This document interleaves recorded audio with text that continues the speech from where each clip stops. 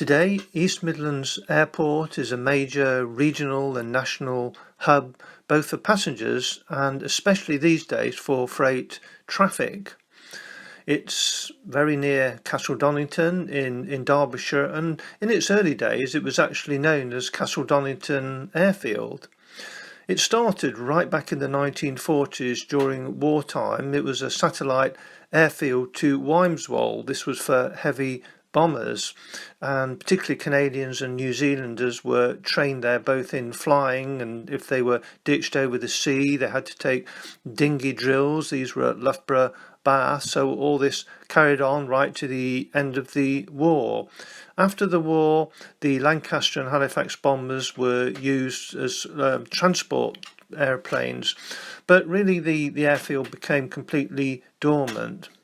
Then Derby Corporation were feeling they needed a major airfield, and their existing one at Burniston near Derby wasn't adequate, so they began to cast an eye over Castle Donington. And this was in the late 50s when the motorway, the M1, was starting, and they then got into negotiations with both Nottingham Corporation, Nottinghamshire County Council, Derbyshire County Council and Leicestershire County Council, and they decided to form an East Midlands Airport Joint Committee to further the idea of a regional airport. And in 1963 meetings began with a view to developing an airport at Castle Donington. Objections were taken to the site and the development.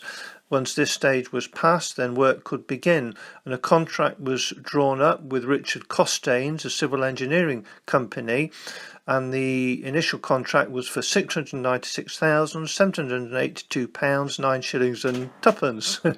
And this was for a concrete runway, taxis and an airport building. Ericsson's telephones were engaged to supply telephone equipment. There was to be a fuel farm by Shellmex BP. The actual airport building was to be prefabricated. It was according to a system called CLASP. This had been developed by Nottinghamshire County Council really for education buildings, but the airport building was deemed to be highly suitable to be adaptable to CLASP. And the building itself, the airport building, was to have a luxurious and restful dining area with waitress service initially. It was actually a place where you'd go for a meal during the day and perhaps have a drink and watch the aeroplanes take off and land. And it was pretty successful right from the beginning. And by 1970s, a longer term strategy was drawn up by a joint consortium, and this involved an extension to runway and a major extension to freight facilities, and it involved the buying of extra land to provide cargo depots and warehousing. During the development, the idea was that jet aircraft wouldn't be able to run between the hours of 11 and 6 o'clock. This was to inhibit noise and other problems with night flights. So there was an impact in various ways, both on the landscape and the geography and culture of a whole area.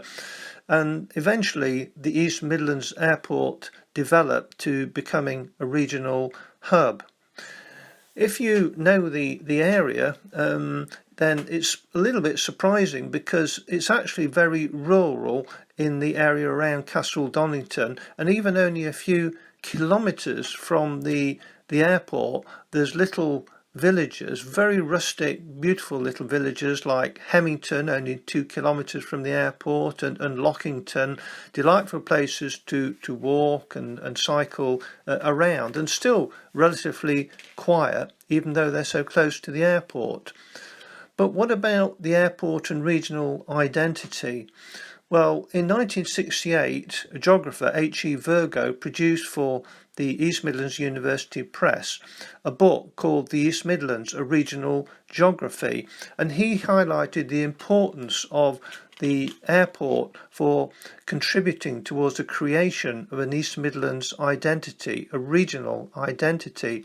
And he says that the airport is close to the M1 motorway and in the triangle formed by the three largest centres in the East Midlands, Nottingham, Derby and Leicester.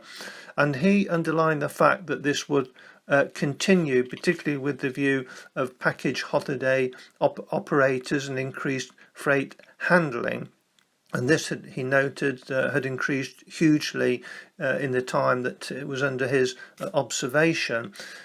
So today the airport continues, and it's very near the redeveloped A453 link between Nottingham and the airport. There's an East Midlands Parkway station. There's massive new cargo handling facilities that link with a local railway network. It seems that the East Midlands Airport is here to stay for many years to come, but its origins were all down to a vision and determination to create a regional airport right back as early as the 1960s.